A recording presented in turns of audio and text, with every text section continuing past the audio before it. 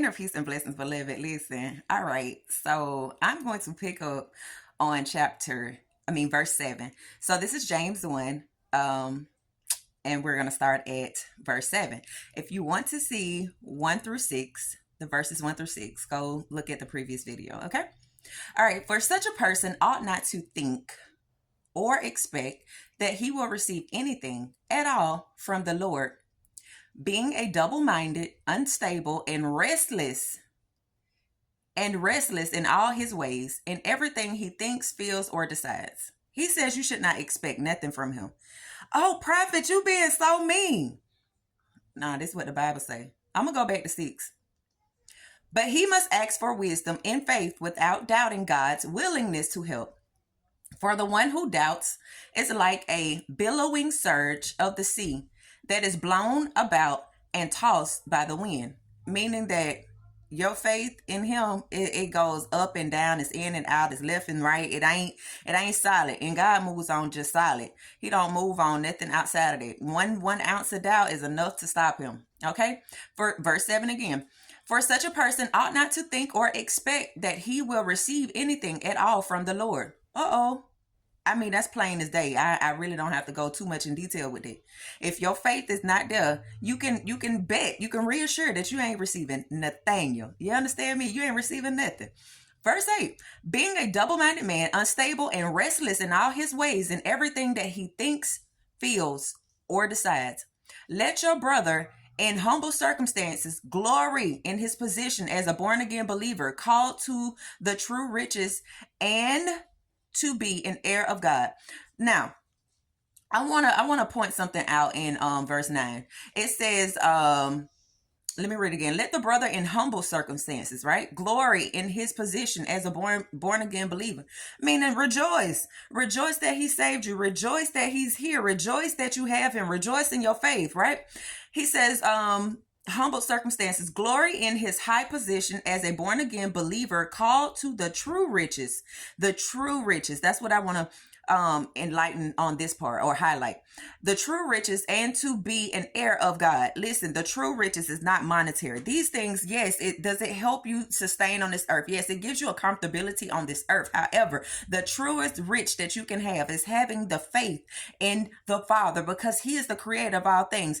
That's like praising his hand and not his heart. That's kind of weird, right? Oh, I'm rich, and so this is what makes me, this is what defines me. That's fine. But the Bible does also say, what does a man profit to gain the world but loses his soul? See, the true rich is to have the inner peace. The true rich is to have the perfect faith. The true rich is to allow God to do his perfect work in you. The true rich is to know that I am an heir of the kingdom. Rabbi Shukur. The true rich is that knowing that my Father is the head of me. I am his child. I am a bond servant unto him. That is the true rich. Anything else can be taken.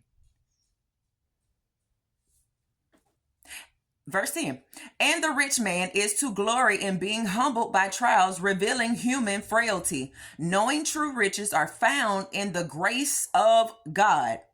For like the flower of the grass, he will pass away. So,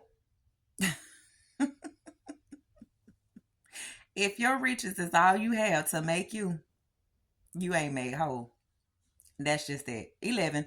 For the sun rises with a scorching wind and withers the grass. Its flowers falls off and its beauty fades away. So too much will the rich man in the midst of his pursuits fade away. Now, this is not talking about a rich, righteous man. This is talking about a man who is just earthly rich. That's it. That's who he's talking about. He said that the things that he have, his life and all these things will soon fade away. It's better to have the riches of the Most High than to have the monetary. Remember, it's not the fact that he doesn't want you to be a certain way. If you look at his disciples, if you look at his apostles, if you look at Abraham, they all had, if you look at Job, they were what we would deem to be earthly wealthy, extremely wealthy, right? But they had the first part of richness, which is the Father. They had the ultimate richness, which is the Father. That's what makes a difference. But one who relies on the world to gain the world loses his soul. Okay. Verse 12. Blessed, happy, spiritually prosperous, favored by God is the man who is steadfast under trial. Did you not hear this? These are all promises. He says you are blessed, you are happy spiritually, you are spiritually prosperous, you're favored by God. Is the man who is steadfast, the one that hold on under trial and preserves when tempted. Meaning, whenever God puts you through a test, whoa, hold on, Lord. Even though this hurt, even though you brung me to my knees, even though I'm crying and I'm weeping, even though I don't understand this one, God, even if I do understand it, it still hurt, God. I still feel the affliction. However, I trust you because what you're doing, you're getting the glory out of my life, right?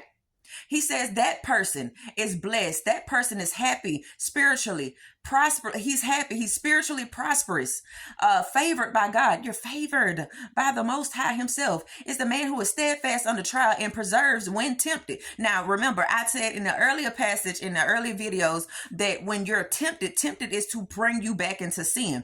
God says He's not the tempter. He is the one who tests. He's not the one who tempts. Satan is the one who tempts you to come back into sin. God purify you by testing you, by burning out the impurities that the enemy will put in you. Okay.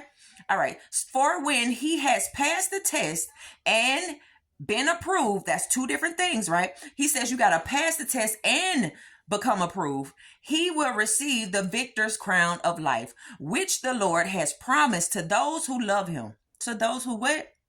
Love him. Stop with all this form of godliness. It ain't going to get you nowhere. 13. Let no one say when he is tempted, I am being tempted by God, for temptations does not originate from God, but from our own flaws. For God cannot be tempted by what is evil, and he himself tempts no one. So God wants you to be reassured. Don't put his name on it. Put some respect on his name. He's not going to tempt you into going. Does he permit it to happen? Yes. He needs you to understand that you got a flesh. He needs you to get control of that flesh. He needs for you to tell him about your flesh. How your little, how your little thing be jumping, and you ain't supposed to be hunching on these folks. Feel me? How these things are happening in your life. Come on, you connecting, you tying yourself into spiritual soul ties, and you want him to unravel it once you done. God says, the tempter is Satan, and it's your flesh. Because you fall into the sins that you desire to. Okay. And he himself tempts no one. 14. But each one is tempted when he is dragged away, enticed. You dragged away. Here how the enemy get you now. He drags you away, enticed and baited to commit sin by his own worldly desires, lusts, and passions. Then when the illicit desire has conceived, meaning once you acted upon it and done it, it gives birth to sin. And when sin has run its course, it gives birth to unaliven.